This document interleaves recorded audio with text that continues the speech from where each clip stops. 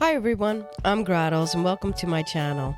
So today I'm going to give you some tips and tricks if you're new to the game and you don't know exactly where to start or you just been having a hard time with it. So first thing we're going to do is pause the game. Make sure it's paused.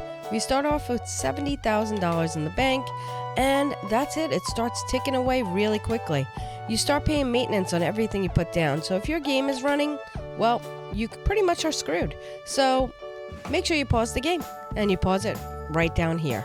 Number 2, have a game plan ahead of time. Know what you want to do and try to figure out how you can accomplish that. So what I mean by that is you always get these highways coming into your city and you have to build off of that. Make sure you have a good strategy of how you want to place your roads and what you want to do on that first road you place in there. This is because when you come into your city, this is going to be the most traffic on this road. So make sure to keep it probably unzoned, because the less zoning on it, the better the traffic flow. So next tip, use gravel roads. Gravel roads are only 20 compared to 40, and that'll save you quite a bit of money, especially when we're on a budget.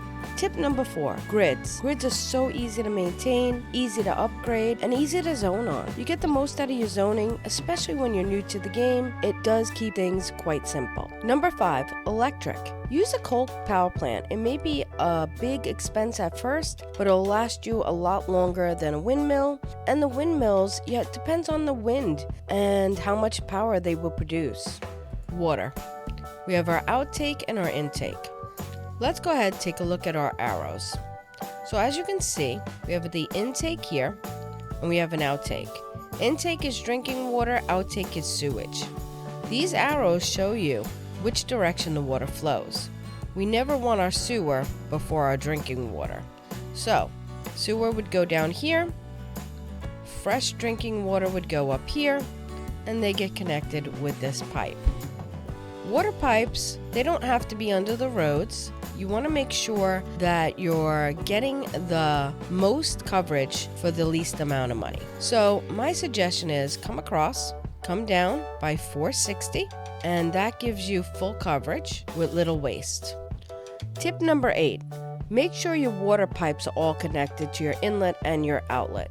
Also, make sure the inlet and outlet are also connected with your electric. Otherwise, they will not function properly and people will start complaining as soon as you start your game. Tip number 9, make sure your residential area has power to it too. If not, the people will start complaining as soon as they start moving in.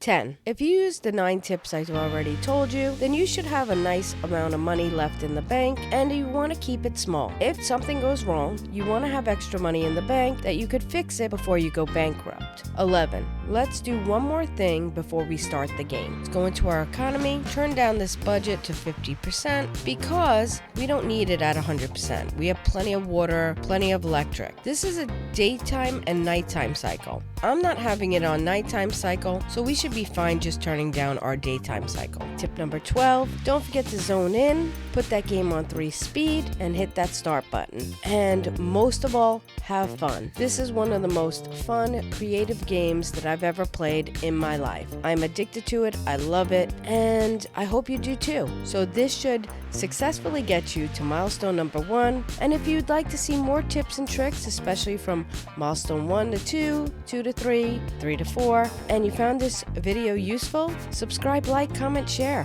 and I'll see you guys next time. Thanks. Bye.